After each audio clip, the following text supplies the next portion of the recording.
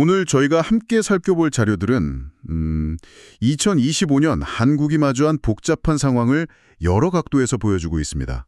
네. 내부적으로는 심화되는 불평등 문제부터 시작해서요. 네, 그렇죠. 국제적으로는 지정학적 긴장 고조, 또 새로운 안보 위협까지.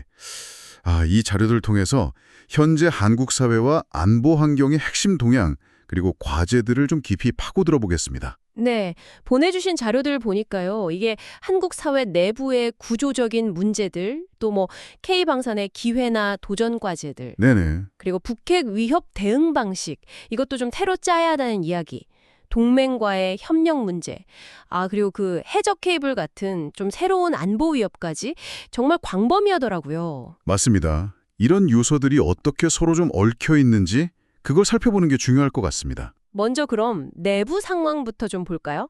그 소득이나 교육, 지역 간 불평등. 이게 진위계수로 봐도 OECD 회원국 중에서도 꽤 높은 수준이고요. 네, 자료에 그렇게 나와 있죠? 근데 이게 저출산, 고령화랑 맞물리면서 더 심화된다. 이런 분석이 눈에 띄더라고요. 뭐랄까, 부의 양극화나 교육, 지역 격차. 이게 참 심각한 문제로 계속 지적되고 있죠? 바로 그 지점입니다. 이런 내부적인 취약성이 변화하는 외부 환경이랑 딱 맞물리면 더 큰 도전이 되는 거죠. 그렇죠.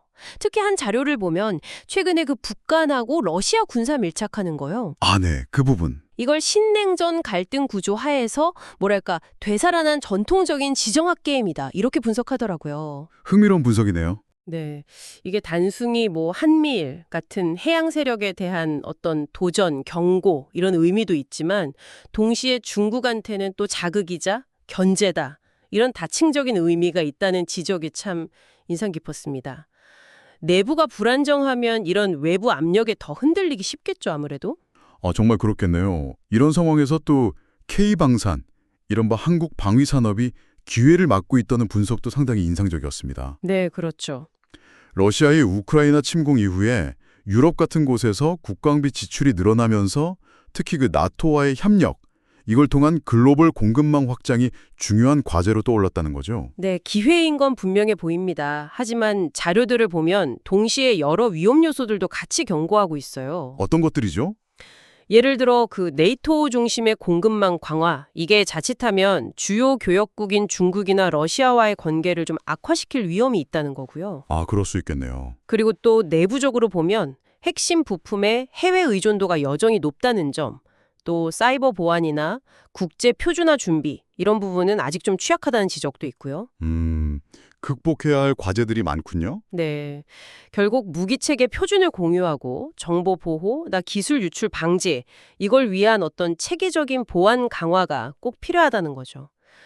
기술 자립이랑 보안 강화 이게 숙제입니다. 그리고 북핵 위협 대응과 관련해서도 좀 근본적인 재검토가 필요하다 이런 목소리가 나오고 있습니다.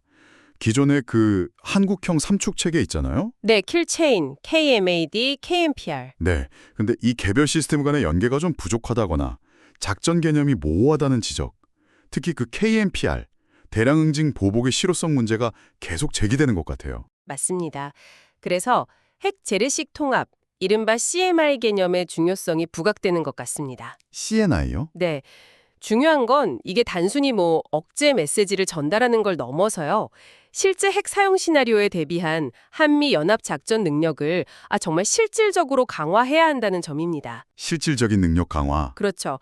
핵 사용 문턱에 대해서 사실 한미 간의 인식이 좀 다를 수 있잖아요. 네, 그럴 수 있죠. 비대칭적 인식이라고 하죠. 네, 그런 걸 고려해서 작전 계획부터 지휘 통제까지 정말 통합적인 접근이 필요하다는 분석이에요. 그러려면 당연히 한국군 주도의 첨단 군사기술 확보도 중요하고요. 마지막으로 눈에 잘 띄진 않지만 새로운 형태의 위협도 커지고 있다는 점. 이게 또 흥미로운데요. 최근 발트해나 대만 해협에서 발생한 해저 케이블 손상 사건들. 네, 저도 그 자료 봤습니다. 이걸 단순 사고가 아니라 어떤 특정 국가의 의도적인 회색지대 공세일 가능성이 있다. 이렇게 분석하더라고요. 전쟁 문턱 아래에서 중장기적이고 전력적인 이익을 노리는 공격이라는 거죠. 와, 정말 생각지 못한 위협이네요. 흥미로운 분석은 이런 공격이 반세계화 흐름이나 공격적 현실주의 같은 국제 질서 변화 속에서 나타난다는 점이에요. 자료에서는 이걸 디역학 기제라고 표현했던데 아마 탈세괴화나 불신 심화와 같은 흐름을 말하는 것 같습니다. 아, 그런 맥락이군요. 네. 해적 케이블처럼 과거에는 그냥 국제적인 공공재로 여겨졌던 영역까지 이제는 국가 간 안보 경쟁의 대상이 되고 있다. 이런 신호라는 거죠. 이게 결국 기반 시설 보호에 대한 근본적인 재고 그리고 국제적인 협력의 필요성을 다시 한번 생각하게 합니다. 오늘 이렇게 쭉 자료들을 살펴봤는데요. 종합해보면 2025년 한국은 정말 사회 내부의 불평등 해소부터 고도화되는 외부 위협 대응, 또 동맹 관리, 신종 안보 위협 대비까지 실로 복합적인 과제에 직면했다는 걸 알 수 있습니다. 어느 하나 쉬운 문제가 없어 보이네요, 정말. 맞습니다. 특히 이 각 사안들이 독립적인 게 아니라 서로 영향을 주고받는다는 점을 좀 유념해야 할 것 같아요. 네, 그 연결성. 그렇죠.